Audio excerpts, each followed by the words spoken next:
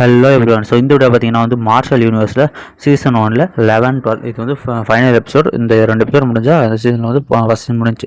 So போன சீனில் வந்து நம்ம மிங்கு வந்து அந்த மான்ஸ்டர் அப்சர்வ் பண்ணியிருக்கோம், அதாவது வந்து முடிச்சிருப்பாங்க, ஹீரோக்குள்ள ரெஸ்ட் ஆடுவோம். ஸோ இந்த சீனில் பார்த்தீங்கன்னா வந்து இதுக்கு முன்னாடி நம்ம மேனேஜர்ஸு வந்து நம்ம ஹீரோக்கு வந்து ஒரு மார்ஷல் ஆர்ட்ஸ் புக் ஒன்று கொடுத்துருப்பாங்க, அது ஹை வேல்யூவான புக்கு. ஸோ வந்து இந்த எபிசோட ஸ்டார்டிங்லேயே வந்து அந்த புக்கை வச்சு தான் நம்ம ஹீரோ வந்து கல்டிவேஷன் பண்ணிட்டு இருக்கான். ஸோ அதில் இருக்கிற மெத்தட்ஸில் ஹீரோ வந்து அவனுக்குள்ள அவனோட இன்னர் வேர்ல்டுக்குள்ளே வந்து பண்ணி பார்த்துட்டு இது ரொம்ப பயங்கரமாக இருக்குது, கண்டிப்பாக இது வந்து நம்ம பிரேக் த்ரூ ஹெல்ப் பண்ணுமே, இந்த டெக்னிக் பயங்கரமாக இருக்குது அப்படின்ட்டு அவன் கான்சியஸ்குள்ளே போகிறான். அவன் வந்து இப்போ அந்த கல்லுக்கு பவர் கிடச்சதுனால ஸோ அவனை மாதிரி ஒரு ஷேடோ பார்க்கலாம். அந்த ஷேடோக்குள்ளே இருந்து 22 ஆர்டிகல்ஸ் அப்படின்ற மாதிரி ஒரு புது டெக்னிக். அந்த டெக்னிக் அந்த ஷேடோவோட வெயின்லாம் போகுது. ஸோ ஹீரோவும் அந்த ஷேடோ முன்னாடி உட்காந்துக்கிட்டு அதை அப்படியே அப்சர்வ் பண்ணி அது என்னென்னலாம் பண்ணுதோ அதே மாதிரி ஹீரோவும் பண்ண அவனோட உடம்புக்குள்ளேயே அந்த வெயினோட பவர்லாம் கொஞ்சம் கொஞ்சமாக ஏற ஆரம்பிக்குது. ஸோ அந்த டெக்னிக்னால அவனோட வெயின் எல்லாமே பார்த்தீங்கன்னா முன்னோட ரொம்ப ஸ்ட்ராங்காச்சு.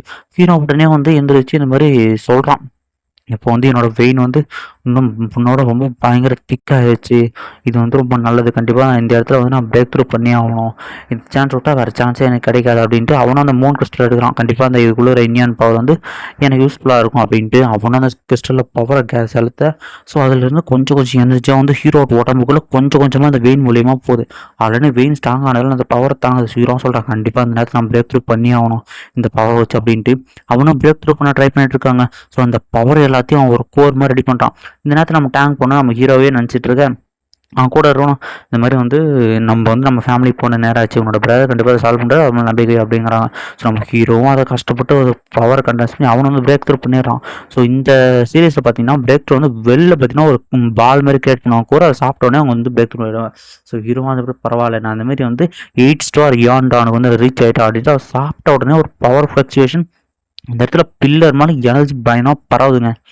அதை பார்க்குறது கண்டிப்பாக நான் வந்து பிரேக் த்ரூ பண்ணிட்டேன் அப்படின்னும் போது அவனோட சீல் வந்து சோல் சீல் வந்து ஒரு மாதிரி ஆகுதுங்க. என்னென்னு ஹீரோவுக்கு வந்து கல்டிவேஷன் பண்ணி அந்த சோல் சீல் பார்த்தீங்கன்னா ஆட்டோமேட்டிக்காக 2 ஸ்பிட் ஆகுதுங்க.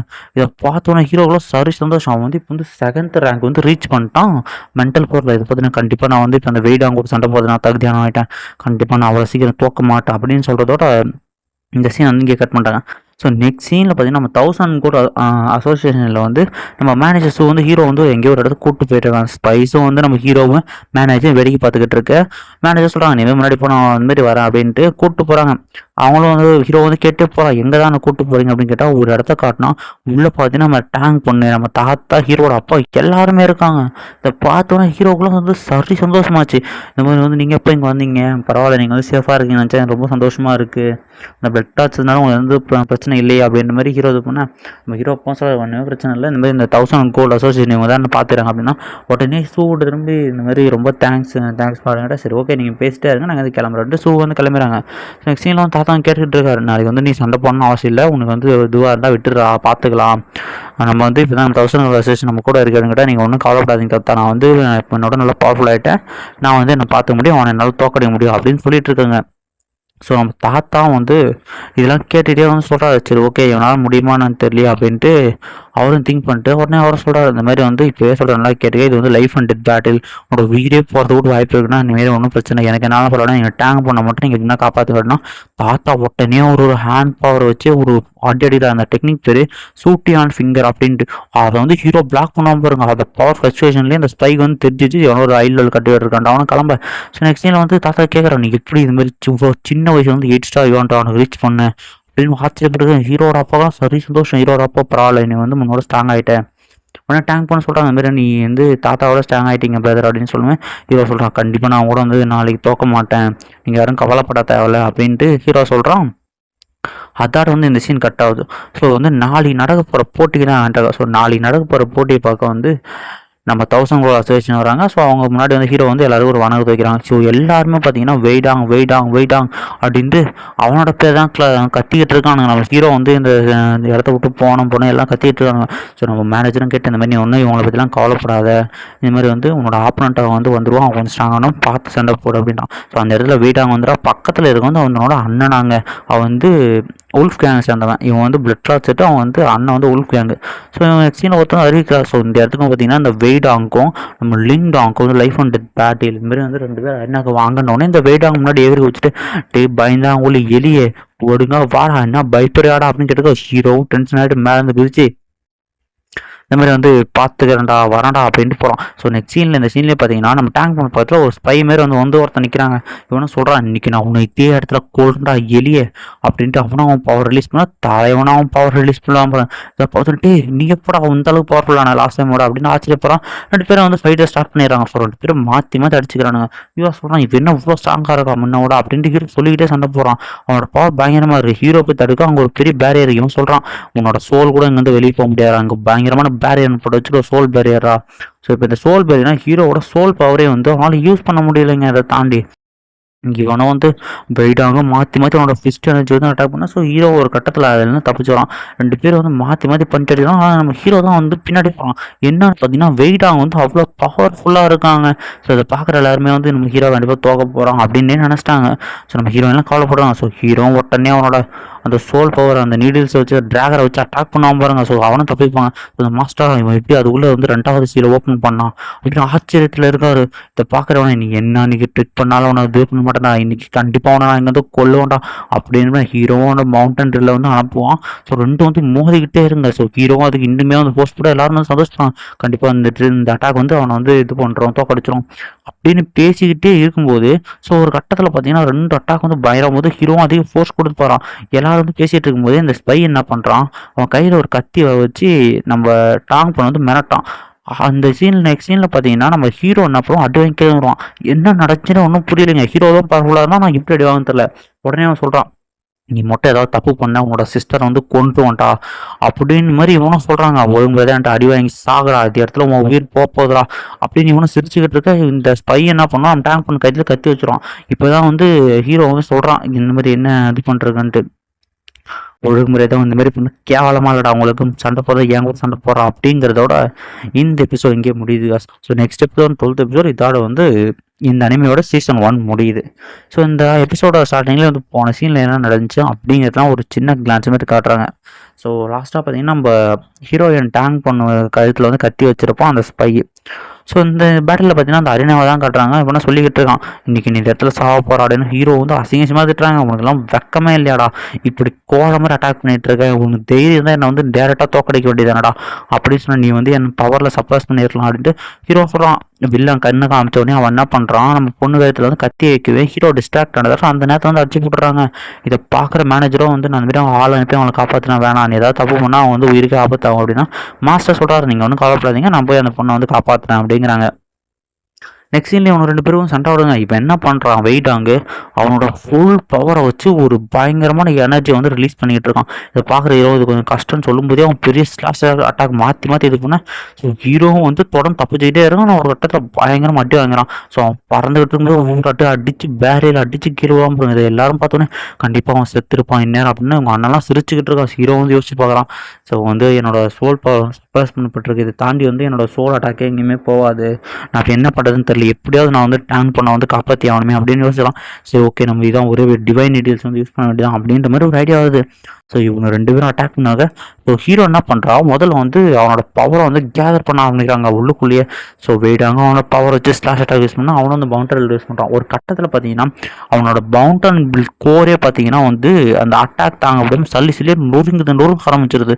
இவன் பார்த்தோன்னே வந்து ஷாக் ஆகும், எப்படியே நொறுங்க வச்சுட்டு உடனே அந்த நொறுங்க வச்சு பார்த்தீங்கன்னா அந்த சின்ன சின்ன பீஸ் எல்லாத்தையுமே டிவைன் நீடில்ஸாக மாற்றுவான் பாருங்க. எல்லாரும் ஷாக் ஆகிடணும். அந்த நீடில்ஸ் வச்சு அட்டாக் பண்ண இந்த வெயிட்டை வந்து பிளாக் பண்ணுவான். அதில் ஒரு டிவைன் நீடில் ஒட்டச்சிக்கிட்டு அந்த சோல் பேரியர் ஒட்டச்சிட்டு போய் அவன் மேலே குத்தும் பாருங்க. எல்லாரும் இதுதான் ஷாக்ன்ட்டு அவங்க அப்பா வந்து அடிச்சு போட்டு டேங்க் பண்ண காப்பாற்றுவாங்க.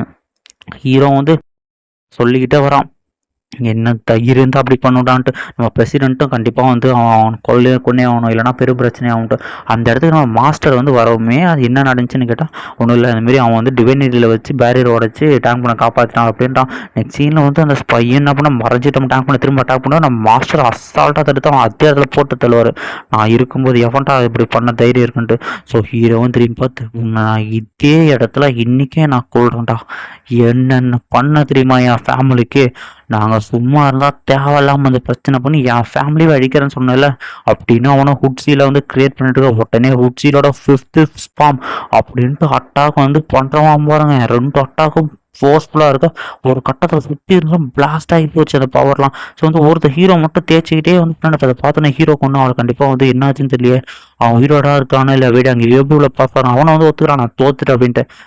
ஸோ இந்த மாஸ்டர் வந்து ரிசல்ட் என்ன பண்ணால் ஹீரோ வந்து வேணாம், நீ வந்து என்னென்ன பண்ண மறந்துட்டேன், வந்து என் ஃபேமிலி எங்கள் அப்பா அடிச்ச என் கிராண்ட் ஃபாதர் காயப்படுத்தினேன், நீ இவ்வளோ பண்ண நான் வந்து உன்னை சும்மா அப்படின்னு எல்லாத்துக்கும் மேலே இன்றைக்கி தங்கச்சி மேலே கை வச்சிட்டல, உன்னை நான் இதே இடத்துல கொள்றேன்டா லைஃப் அண்ட் டெத் பேட்டில் அப்படின்ட்டு அவன் ட்ராகர்ஸை வர வச்சு அட்டாக் பண்ணி பாருங்க. வெயிட்டாங்க ஒரு ஷீல்டு போட்டு வந்து காப்பாற்றிடுவான். அவங்க அண்ணனா வெளியே விட்றா அப்படின்னு கத்திட்டு இருக்கும்போதே பிரசிடென்ட் அங்கே போய்ட்டு நீங்கள் வந்து இந்த மாதிரி மறந்துட்டீங்களா, இது வந்து லைஃப் அண்ட் டெத் மேட்டில் நீங்களாம் அதுக்குள்ளே இன்டர்ஃபியர் பண்ணக்கூடாது அப்படின்னு சொல்லிட்டு இருக்கும்போது இவனும் இந்த ஷீல்டு தாங்க முடியாமல் ஆட்டு அந்த ட்ராகர்லாம் குத்தி கிழிக்க பிளட்டு வந்து அவன் அதே இடத்துல இறந்து போகிறான். இதை பார்த்த உடனே எல்லாரும் மறந்துடுறானுங்க.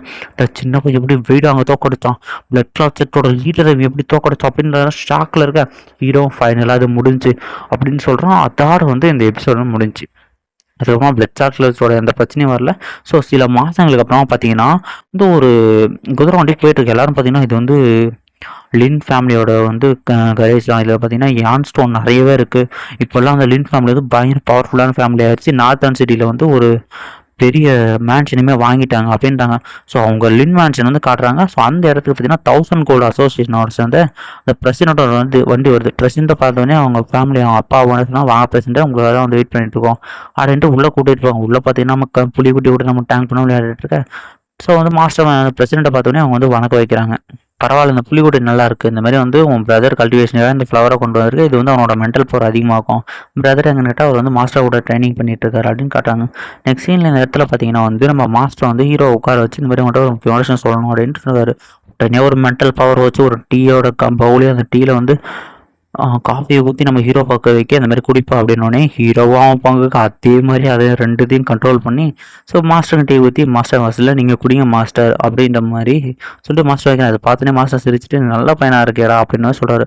உடனே அந்த மாஸ்டர்கிட்ட கேட்குறான், அந்த மாதிரி என்ன எதுக்காக வந்து இங்கே கூப்பிட்டு வந்திருக்கீங்க, என்ன விஷயம் அப்படின்னு கேட்டால் இந்த மாதிரி வந்து மென்டல் பவர் கல்டிவேஷன் மொத்தமாக வந்து ஒரு 5 லெவலாக வந்து பிரிக்கப்பட்டிருக்குது, அதை பற்றி உனக்கு எக்ஸ்பிளைன் பண்ண தான் கூட, நீ வந்து இப்போ செகண்ட் சீல் ஓப்பன் பண்ணிட்டு நீ வந்து இன்னுமே வந்து பவர்ஃபுல்லாக ஆகணும். எனக்கு தெரியும், நான் இது வரைக்கும் பார்த்ததுலேயே உன்ன மாதிரி ஒரு ஜீனியஸ் நான் பார்த்ததே இல்லை, இவ்வளோ சின்ன குறைஞ்ச காலகட்டத்தில் நீ இந்த அளவுக்கு பவர்ஃபுல்லாக இருக்க. ஆனால் உனக்கு இன்னொரு விஷயம் சொல்லணும், இந்த மாதிரி இந்த மென்டல் பவரை லெவல் 5 மட்டும் ரீச் பண்ணிட்டோம், அதுக்கப்புறம் தான் ட்ரூ மென்டல் பவரே உங்களால் அடைய முடியும். அதனோட பவர் ஒரு மலையவே அசால்ட்டாக நொறுக்கிற அளவு இருக்கும். பயங்கரமான கல்டிவேட்டர்ஸ்லாம் நீ உன்னோட ஃப்யூச்சரில் பார்க்க வேண்டியது இருக்கும். நீ இன்னுமே ஸ்ட்ராங் ஆகணும்னா சரி மாஸ்டர் நீங்கள் எனக்கு சொல்லிக் கொடுங்களான்னு கேட்டால், நான் அந்த மாதிரி உனக்கு அதை வந்து ஃபுல்லாலாம் சொல்லித்தர முடியாது, சொல்லித்தர இடமும் கிடையாது, அதுக்கு நீ வந்து டவருக்கு போகணும் அப்படின்னு மொட்டையாக சொல்லுவார். அது என்ன டவர்னு கேட்டிங்கன்னா பூஷி டவர்னு. ஸோ நெக்ஸ்ட் சீனில் பார்த்தீங்கன்னா வந்து ஒரு கல்டிவேட்டர் காட்டுறாங்க. அவனும் கத்தி வச்சு அவன் மென்டல் பவர் வச்சு சுற்றிக்கிற இலையெல்லாம் வெட்டி போட ஒரு ஸ்லாஷ் பண்ணுவோமே, அங்கே இருக்கிற மலையெல்லாம் நொறுங்குது. ஸோ அந்த இடத்துக்கு ஒரு கழுகு பறந்து வருது, ஒரு லெட்டரை வந்து அவங்ககிட்ட போடுது. இவன் யாரும் இவன் நேம் மென்ஷன் பண்ணல, சீசன் 2ல் வந்து வருவான். இதை பார்த்தோன்னே பரவாயில்லப்பா ஒரு புதுப்பையன் வந்திருக்கானா அப்படின்ட்டு இவனை சிரிக்க இந்த இடத்துல இந்த சீன் முடியுது.